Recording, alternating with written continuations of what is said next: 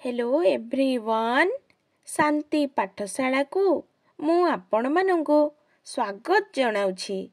आजिकार एक नूतन वीडियो रे आमे आलोचना करिबा उत्कल दिवस अवसर रे एक सुंदर भाषण।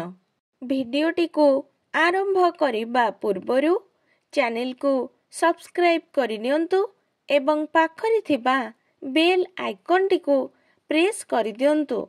चलंतु वीडियोटी को आरंभ करिबा।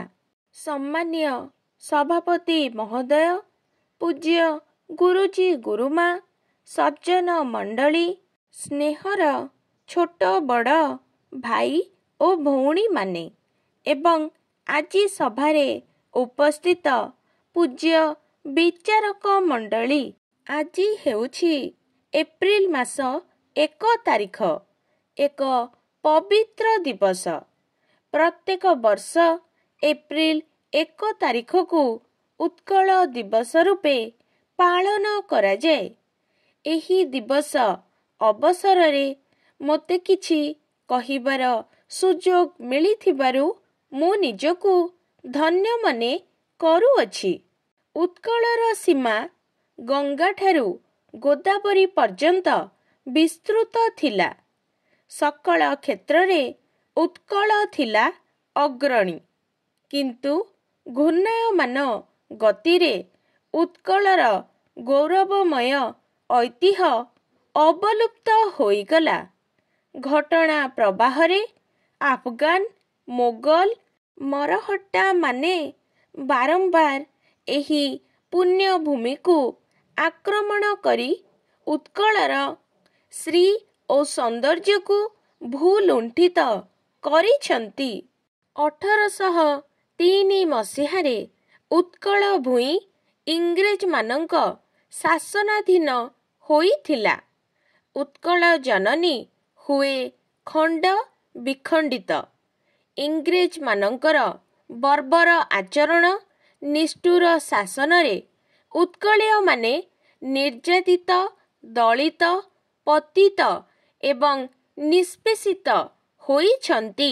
सेही दिन केही जानी नथिले गोटिए विदेशी बणिक जाति सारा भारत रे काया विस्तार करी महाभारतीय जाति को खिनभिन करी पकाइले।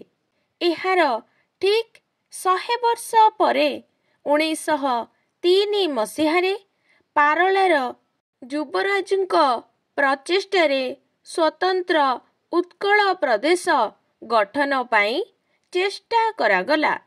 1931 मसीहारे लंडन र गोल टेबुल बैठक रे पारला महाराज ओडिशार स्वतंत्रता लागी एपरी जुक्ति बाढ़ीथिले जे इंग्रेज प्रशासक मध्य हतबाक होई पड़िथिले। 1932 डिसेंबर 24 तारिख सामुएल होर ओडिशा स्वतंत्र राज्य बोली विधिबद्ध भावे घोषणा कले। 1935 मसीहारे भारत शासन आईन बलरे ओडिशा गोटिए स्वतंत्र राज्य हेला। पारला महाराज कृष्णचंद्र गजपति ओडिशार प्रथम प्रधानमंत्री हेले। 1936 मसीहा एप्रिल 1 तारिख रे ओडिशा बा उत्कल स्वतंत्रता लाभ कला। सेही दिनठारू प्रति वर्ष एप्रिल 1 तारिख को उत्कल दिवस रूपे पालन करा जाए। उत्कल दिवस हेउछि ओडिया मानंकर गर्व ओ गौरवर दिन। एही दिनटी प्रत्येक उत्कलीयर स्वाभिमानर दिवस।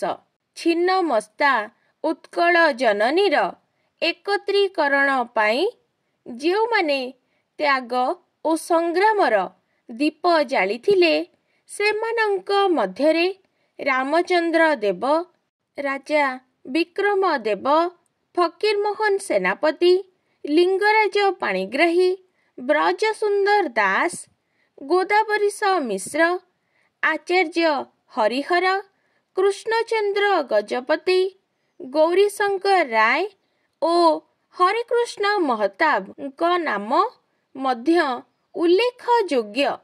ଅତୀତର ଗୌରବରେ ଗରିୟାନ ଓଡ଼ିଶାର ସେହି ସ୍ପର୍ଦ୍ଧିତ ସ୍ୱାଭିମାନ ବଜାୟ ରଖିଲେ ଓଡ଼ିଶାର ଐତିହ୍ୟ, ପରମ୍ପରା, ଭାଷା, ସାହିତ୍ୟ ପ୍ରତି ଆମର ଅନୁରାଗ ଅତୁଟ ରହିଲେ ରାଜ୍ୟର ସର୍ବାଙ୍ଗୀନ ଉନ୍ନତି ପାଇଁ ଆମେ ଐକ୍ୟବଦ୍ଧ ହେଲେ ପୂର୍ବସୂରୀମାନଙ୍କ ପ୍ରତି ତାହା ହିଁ ହେବ ଆମର ଯଥାର୍ଥ ସମ୍ମାନ ଓ ସ୍ମୃତି ତର୍ପଣ। ଏତିକି କହି ମୁଁ ମୋର ବକ୍ତବ୍ୟ ଶେଷ କରୁଛି।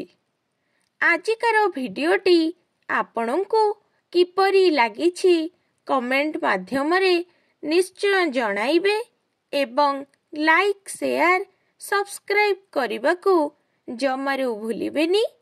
ଧନ୍ୟବାଦ।